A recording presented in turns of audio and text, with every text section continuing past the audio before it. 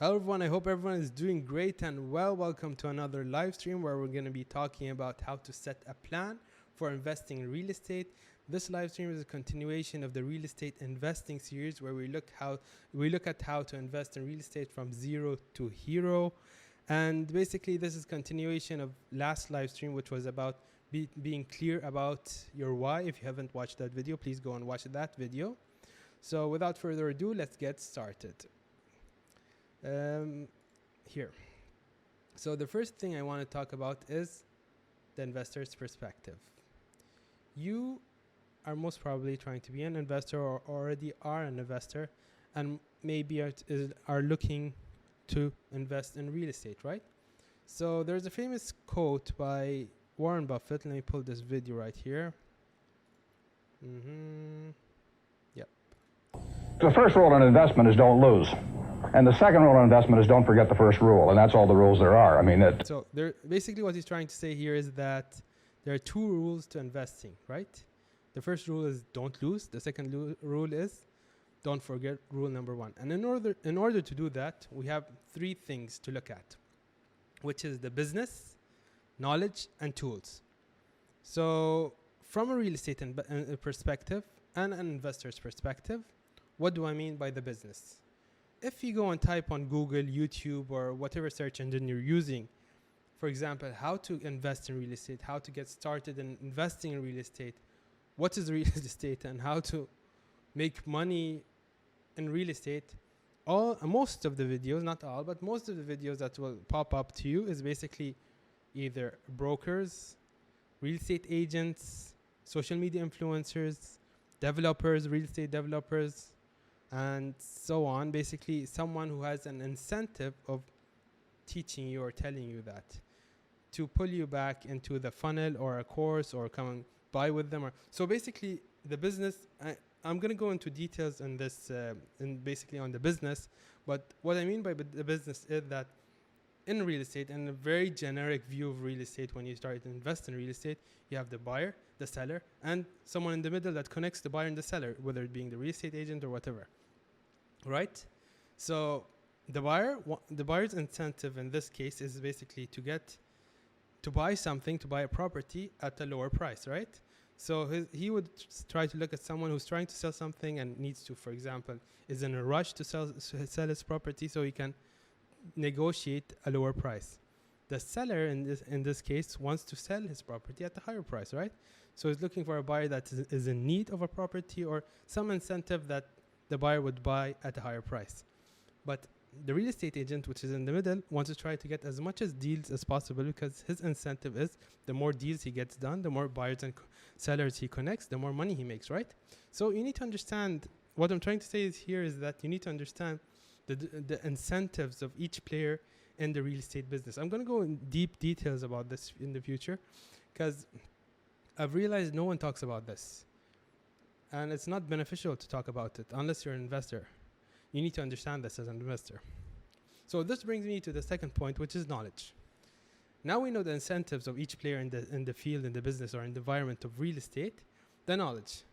So if you go and look at someone who's providing the knowledge, again, it's either a real estate investor, social media influencer, who has minimum to moderate, and maybe he or she is not invested in real estate himself or herself, and is trying to teach you how to invest in real estate and why real estate is best. You'll find videos saying such as, invest in this property and because you have the Burj Khalifa view, which is amazing, and you're going to have capital appreciation of 70%, which is impossible in real estate, and so on.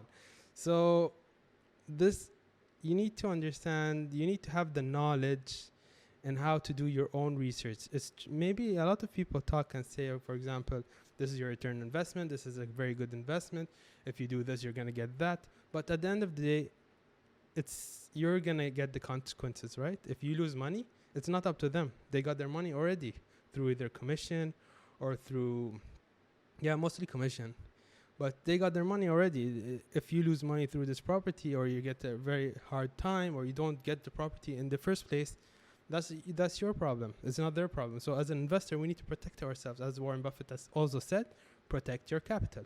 So we need to protect our money. And the tools is basically the tools that you're going to use in order to validate your knowledge, and also, for example, knowledge gathering tools. What's the rent? How do I calculate my ROI? And all those tools. So basically what we're trying to do in this channel, in this YouTube channel, is basically give you explain to you the environment, the real estate environment, or any environment that I'm talking about, and as an investor, and giving you the knowledge without any incentive, just so you know you're fully aware of what you're getting into, and also the tools in order to execute and go into real estate basically and start getting money out of it. So let's go to the next slide. This was something very important that I needed to get out of the way, because it's very important. You're an investor. You need to protect your capital. And I don't see much people talking about this. So coming to the next slide, which is the money matrix, which I explained in the first live stream. Basically, I'm going to explain briefly here. Here's all different types of assets, and here's the financial barrier, knowledge barrier, risk, reward, playout time. If you want more details about this, watch the first live stream. I talked about it in details. So this was an analytical way to decide basically to invest in real estate. So if you have chosen, and the point of this video is basically real estate investing, so we're looking at a high financial barrier, medium knowledge barrier, medium risk, low reward, and high playout time. So this makes you clear about your why. Once you're clear about your why, then comes the plan. You need to start setting a plan before investing in real estate, of course. In the plan, you answer 6 main questions. The 6 main questions are: what's your end goal? What's your investing strategy? What kind of properties will you buy and will you not buy? How often will you buy? And how will it all be financed or paid for? And how will you track your investments? So let me share with you a plan that I actually made when I was starting out in 2019. And we're going to go into it, and you're going to see a live example of what I use. Of course, this plan changes. It's like a living document. As you go on, this plan changes a lot. So you need to keep on updating your plan and looking for better ways to execute your plan and so on. You're an investor at the end of the day, so you need to gather information, gather knowledge, use the tools you have, use the networks you have in order to make the best decisions to maximize your profits, right? So let me go to the plan. So here's the plan. There you go. Okay. So the plan. This was my plan when I started. I wanted to invest in real estate. This is a nice disclaimer I wrote for myself. This is not the real estate investing business plan, which is a formal document that you're going to give to a banker. Basically the strategy for achieving financial freedom through rental properties. Basically a disclaimer. You can not include it. It's fine, but I like to organize things. I like to tell mine in case I forget in the future. I like to write things for myself. So starting with the plan. The first question is, what's the ultimate goal? What's your end goal? So my goal at that time was I want to be financially free with a monthly passive income where I receive through rental properties and exceeds my monthly expenses with a large amount of money cash. Basically, I want to make a lot of money using real estate, right? That was my ultimate goal. Your plan could be, I want to hedge against inflation. Inflation is affecting my money because my money is sitting in the bank. So I just want to hedge. And I don't want to lose money. So that's why I'm investing in real estate. You can have any reason. What's your ultimate goal? What's your goal to invest in real estate? Then comes your why. This why was explained in the first live stream, but I added here. I added this today actually, because I didn't have the money matrix when I was starting out. So this is really useful now that I have the money matrix. I can decide why, what's the reason to invest in real estate, but it's here. But at that time, my reason was to travel the world and collect life experience. I like to travel, and I want to travel a lot. And to wake up every morning, do what I want. Basically, I want to do whatever I want. I have money, cash flow coming in through real estate, and I want to do whatever I want. And such as making this video. And also to spend more time. Basically, I wanted time freedom. But I recommend also adding the money matrix now that it's over here, which is an analytic way. This is a qualitative way, but this is a quantitative way in my opinion, which gives you the whole picture and the whole reasoning and putting your why here. Then comes what kind of investment properties should you buy? Basically, what type of properties will you buy? Studios, will you start with studios? Will you only buy studios? Will you work on villas, townhouses? Will you look at duplexes? Will you go into 1 bedroom, 2 bedroom, 3 bedroom apartments? What will you do? What will you invest in? So in my case, I said I want to start with studio apartment. Then once I get enough experience, because I was just starting out, I'll move on to 1 bedroom apartments and single family villas. So this was my investment strategy, basically. So you can have your investment strategy. What are you interested in? What are you interested in investing in the beginning? So then I had how often will you buy, which I had a 5-year window here. 1, 2, 3, 4, 5, 6-year window. So basically I said in the first year I'm going to buy 1 studio apartment just to try things out, understand how it goes, what's the process and all that. And the second year I'm not going to buy anything. I'm just going to go with the 1 studio apartment with a payment plan. I'm going to completely pay for it within a year. And the third year I'm going to buy 1 more studio apartment with my money, with my hard-earned money. Then once I've paid out this 1 studio and this other studio, basically two studios, from the rental yield of this, I'm going to start paying for the 1 single bedroom apartment. And I'm going to keep on working my way until I buy 2 single family villas. So this was my how often and why will I buy for 6 years. And how will I pay for all that? How will it be all financed? Is basically I will finance my first studio by paying all cash. The rest of I will use, basically, as I said, this studio will be all cash. Then for the rest, I'll be using the cash flow from these apartments to pay for the other apartments. Basically not my hard-earned money, but cash from real estate itself. Then comes the setting the buying standards. Basically, here's what's your standards for buying. In my case, it was I'll be buying 6 studio apartments, 4 single bedrooms, and 3 single family villas. Basically, an addition. Basically, I added all these together, and this is what this plan is composed of. I'm gonna buy apartments with a cash flow with a minimum of XXX. This number was, I think, per unit. I think it was 10,000 per year. Yeah, I think it was 10,000 per year. But I added XX here because you can add anything. What's your standard? Will you buy an apartment that's giving you 5,000 per year? No, I wouldn't buy that because that's not my buying standards. Basically putting everything into perspective here. But this is also a cash flow after the expenses have been paid, including the vacancy, maintenance, utilities management. This is basically the service charges, the taxes, and the insurance, and all that.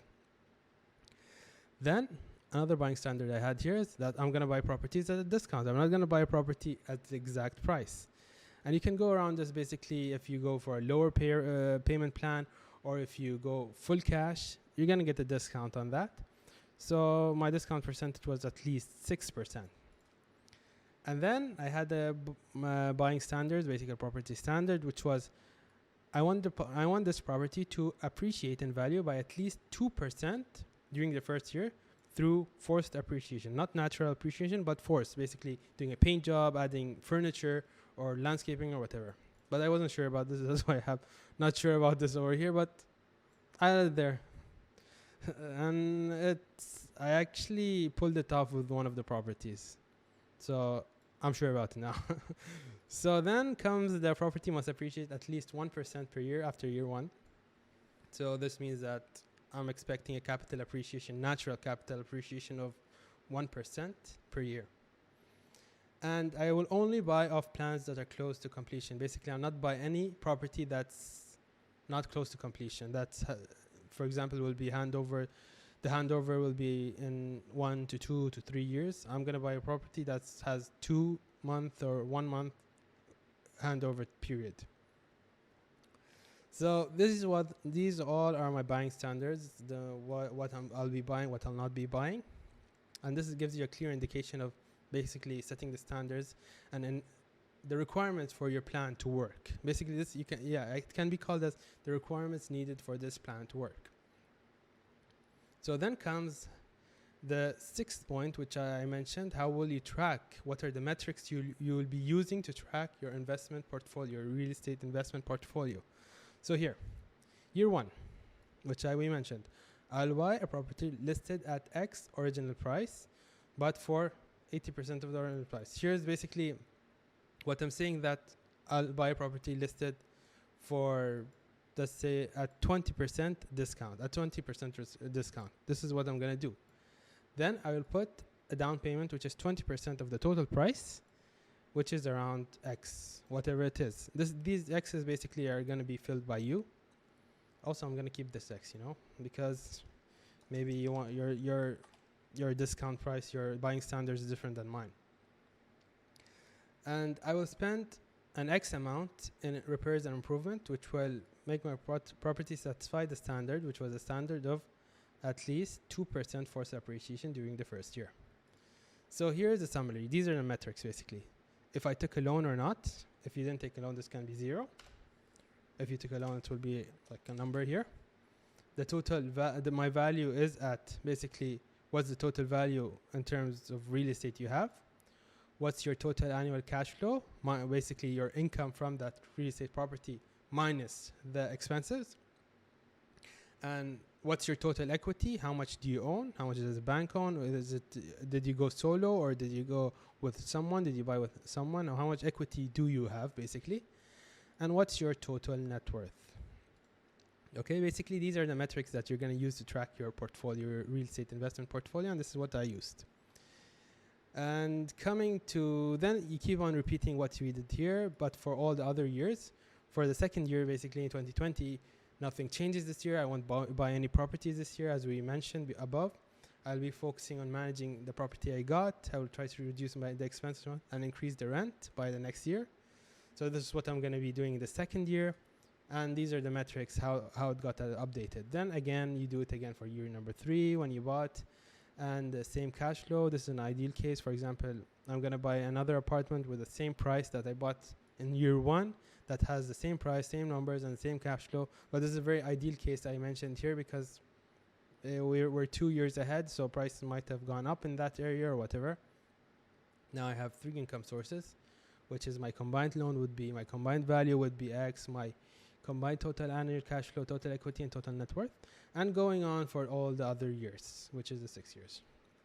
So this gives you a clear picture of what's supposed to be in your plan, and basically after you write this out, you're going to be clear about where you're headed, how much are you going to put into real estate, how are you going to pay, how much loan you will take, and how will you track whether you're going to be profitable in the end in the 6-year period, and whether you're going to be financially free through real estate or not.